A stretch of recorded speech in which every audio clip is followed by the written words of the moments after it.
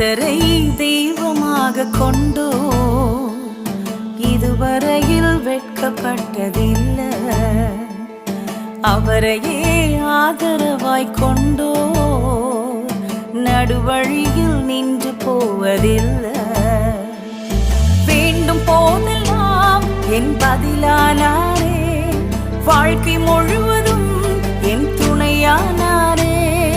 ஜெபிக்கும் போதெல்லாம் என் பதிலானாரே, வாழ்க்கை முழுவதும் என் துணையானாரே.